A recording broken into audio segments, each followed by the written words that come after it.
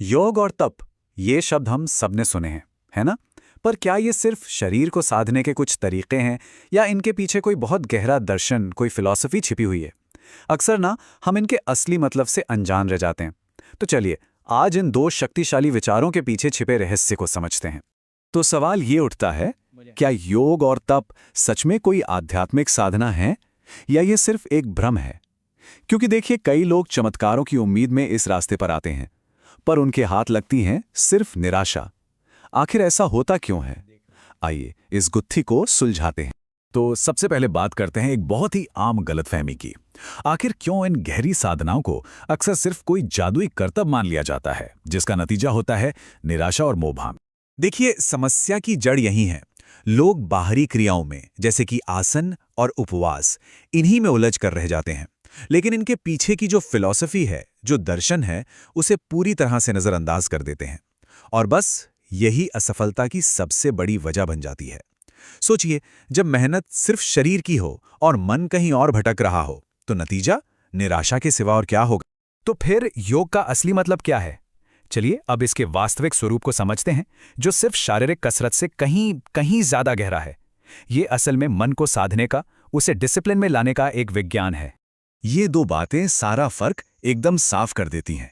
एक तरफ है योग की वो छवि जो हम सब जानते हैं, मतलब कुछ आसन और एक्सरसाइजेज, लेकिन दूसरी तरफ है इसका असली सार, मन का अनुशासन, जिससे हम आत्म सुधार की ओर बढ़ते हैं। तो ये कोई बाहरी नहीं बल्कि एक भीतरी यात्रा है। तो योग का शाब्दिक अर्थ है जोड़ना, लेकिन सवाल है किसे किससे जोड़ना?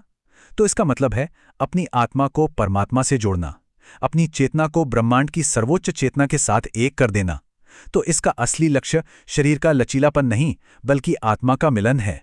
अब बात करते हैं दूसरे सिद्धांत की, वो है तप। और योग की ही तरह तप को लेकर भी एक बहुत बड़ी गलतफहमी है। इसे अक्सर शरीर को बेइंतहा कष्ट देने से जोड़ दिया जाता है, जबकि इसका असली मकसद कुछ और ही है। तप का मतलब है तपाना, खुद को सजा देना नहीं। ये तो शुद्धि और मजबूती की एक प्रक्रिया है। जरा सोचिए, जैसे सोना आग में तपकर ही कुंदन बनता है, ठीक वैसे ही तप की आग में इंसान अपनी कमजोरियों को जलाकर आत्मबल यानी इनर स्ट्रेंथ हासिल करता है। जरा सोचिए कि एक कंट्रोल्ड हार्डशिप यानी सोची समझी मुश्किल हमें कैसे बदल सकती है। कच्ची मिट्टी तपकर एक मजबूत ईंट बन जाती है। पानी तपकर भाप बनता है, जिसमें पहाड़ हिलाने की ताकत होती है। ठीक इसी तरह तप इंसान को अंदर से फौलादी बनाता है।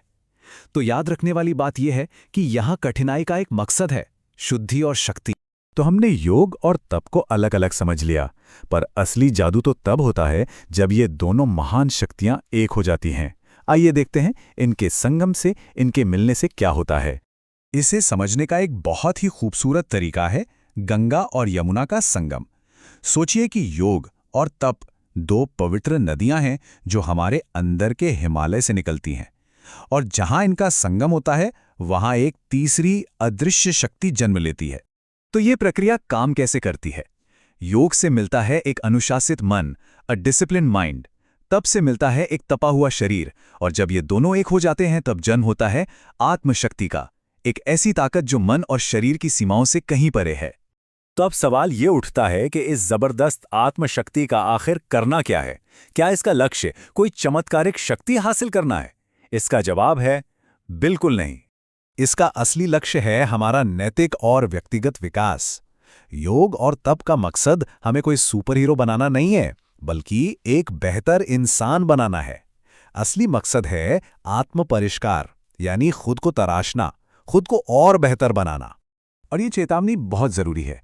देखिए, हमारा इतिहास ऐसे किरदारों से भरा पड़ा है जिन्होंने तब से शक्तियां तो पाली, पर सही नियत न होने की वजह से विनाश का कारण बने। रावण हो, भस्मासुर हो या हिरण्यकशिपु, ये सब इसी बात की मिसाल हैं कि बिना पात्रता के, बिना वर्दीनेस के शक्ति कितनी खतरनाक हो सकती है।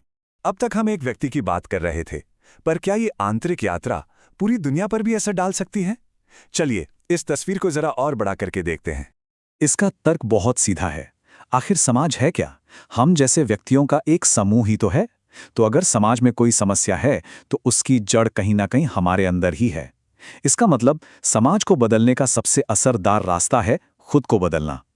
और यहीं आकर योग और तप की यह व्यक्तिगत यात्रा एक बहुत बड़े मकसद से जुड़ जाती है, युग परिवर्तन। सोचिए, जब काफी सारे लोग खुद को बेहतर बनाने के इस रास्ते पर चल पड़ेंगे, तो वो सब मिलकर पूरे समाज को, पूरे युग को एक सुनहरे भविष्य की ओर ले जा सकते हैं।